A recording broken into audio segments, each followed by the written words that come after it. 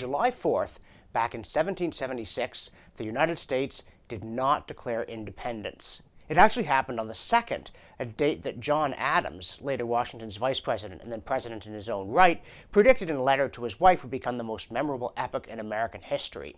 But instead, it became July 4th, for good reasons that illustrate, I think, the nature of historical memory.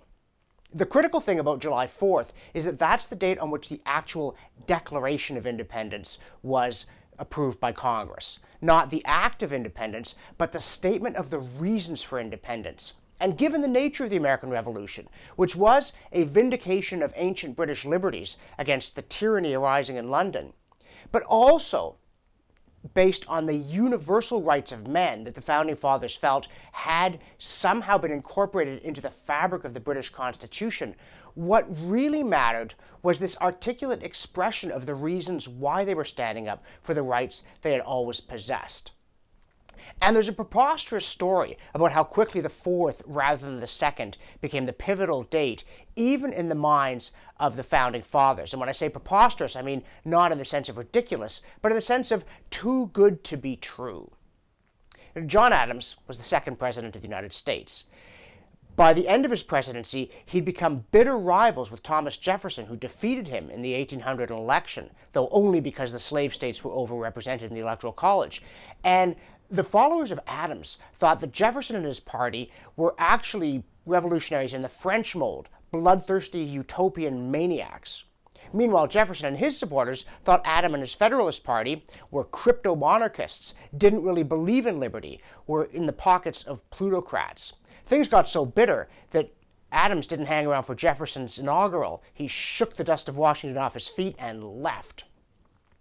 But some years later, after Jefferson had also finished his presidency, he served 2 terms, friends persuaded them that maybe they should try to repair the breach. And in fact, Adams wrote Jefferson a friendly letter on January 1st of 1812.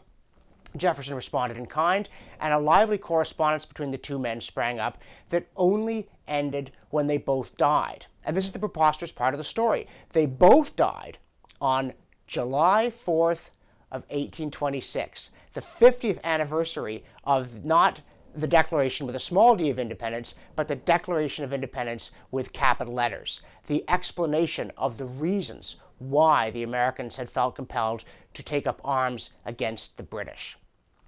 Now, as the 50th anniversary was approaching, people approached both Jefferson and Adams asking them if they had anything they'd like to say. And Jefferson gave this typically windy kind of philosophe thing about the inspiration to shake off monkish superstition, blah, blah, blah, blah, blah. Adams said, "I give you independence forever." They asked if he wanted to add anything. He said, "Not a word." Adams was always the more terse of the two. But, and this to me is the most amazing thing, Adams' final words on his deathbed were, "Jefferson still survives."